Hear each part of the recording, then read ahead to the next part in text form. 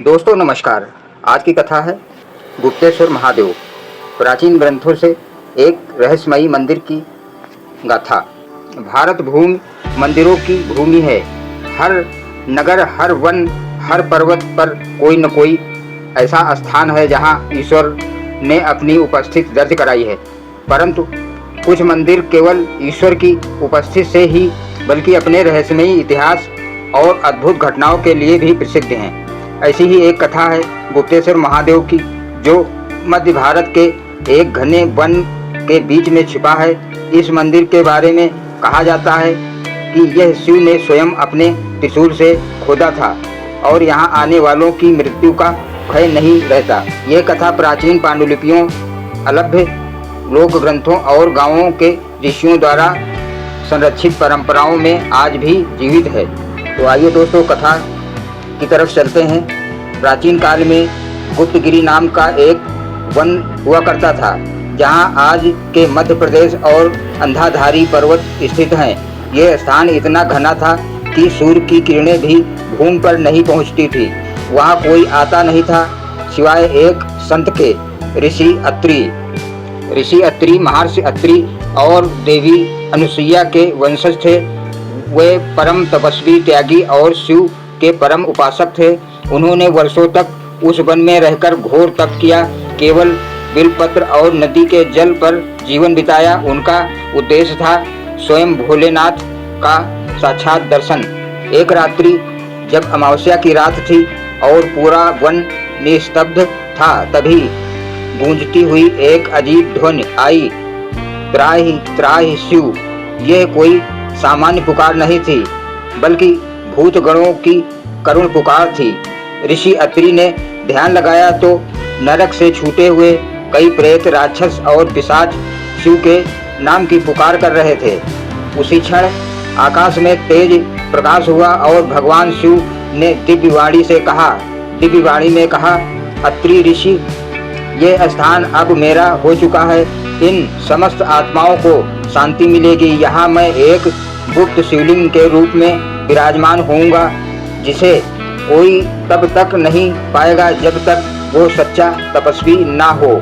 शिव ने अपने त्रिशूल से एक शिला पर प्रहार किया। वो चट्टान फट गई और उसके अंदर से एक प्राकृतिक गुफा प्रकट हुई।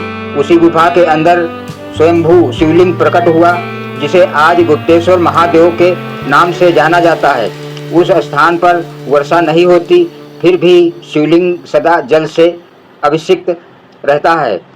गुप्तेश्वर की सबसे बड़ी विशेषता है उसकी अदृश्यता। कहा जाता है यह मंदिर उन्हीं को दिखाई देता है जो पूर्ण आस्था और तप के साथ जाते हैं।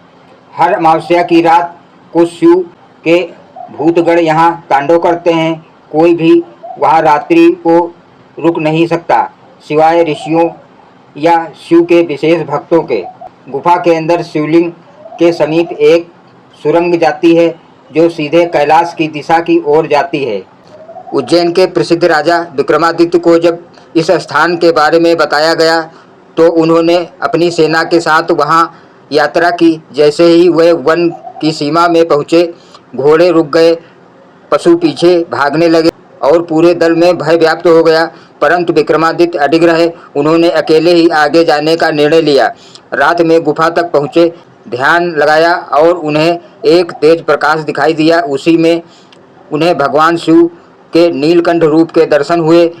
भोलेनाथ ने उन्हें आशीर्वाद दिया, विक्रम, तू धर्म का रक्षक है। तूने जो साहस और श्रद्धा दिखाई है उससे प्रसन्न होकर मैं तुझे वर देता हूँ। जब तक तेरा नाम लिया जाएगा तब तक इस गुफा की रक्षा होती रहेगी। गुप्तेश्वर के भीतर एक जलकुंड है, मणिकुंड। ये जल पाताल गंगा से जुड़ा हुआ माना जाता है। इस जल में स्नान करने से असाध्य रोग भी दूर हो जाते हैं। अनेक ग्रंथों में वर्णन है कि एक बार एक कोढ़ी साधक वहाँ 41 दिन तक व्रत करके रहा। उसे शिव ने स्वप्न में आकर उस जलकुंड में स्नान करने को कहा। नहाते ही उसका शरीर कोढ़ मुक्त हो गया। उस स्थान पर आज भी कोढ़ी श्रद्धालु जाते हैं और चमत्कारी लाभ पाते हैं।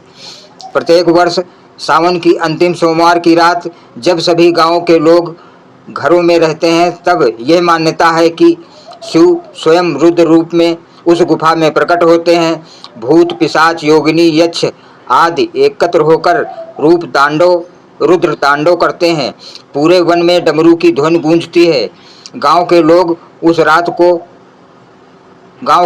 उस रात कोई दीप नहीं जलाते, कोई झांकता तक नहीं। अगले दिन जब लोग जाते हैं तो गुफा के बाहर बिखरे हुए बेलपत्र, चंदन और स्वर्ण रेखाएं देखी जाती हैं, जो स्वयं पूजन के प्रमाण होते हैं। कालांतर में लुप्त हो गया यह स्थान मुगल आक्रमणों के समय गुफा का मार्ग छुपा दिया गया। ग्रामीणों ने उसकी सुरक्षा हेतु मार्ग को घने वृक्षों और काले पत्थरों से ढक दिया। कुछ पुरानी किताबों में यह विवरण आता है, यत्र लिंग स्वयंभूतम गह्वरम दुष्करम च वे दुष्टवा नामात्रेण मुच्यते मृत्युपास्ताः, अर्थात जहाँ वह स्वयंभू शिवलिंग गुफा में स्थित हैं, उनका दर्शन मात्र भी मृत्यु के बंधन से मुक्त करता है। प्राचीन ग्रंथों में उल्लेख है, शिव पुराण, कोटि रुद्र संहिता, गुप्तगिरी का उल्लेख एक ऐसे स्थान के रूप में करता है जहाँ शिव स्वयं रहस्य रूप में प्रकट होते हैं। स्कंद पुराण गुह्य स्थलेशम देवेशम कहकर इस मंदिर का वर्णन करता है। त्रिकाल संहिता यह ग्रंथ बताता है कि गुप्तेश्वर की यात्रा केवल उन्हें ही प्राप्त होती है जिन्हें पूर्व जन्म का पुण्य प्राप्त होता है। आज की स्थिति, यह मंदिर आज भी मूल रूप से सुरक्षित है, परंतु वहां केवल कुछ विशेष संतों और तपस्वियों को ही जाने की अनुमति दी जाती है। यह स्थान का मार्ग आज भी रहस्यमय बना हुआ है, कभी रास्ता दिखता है, कभी लुप्त हो जाता है। गांव के लोग कहते हैं, ये भोलेनाथ का अपना स्थान है, जो वो बुलाएं तब ही कोई प्रवेश कर सकता है।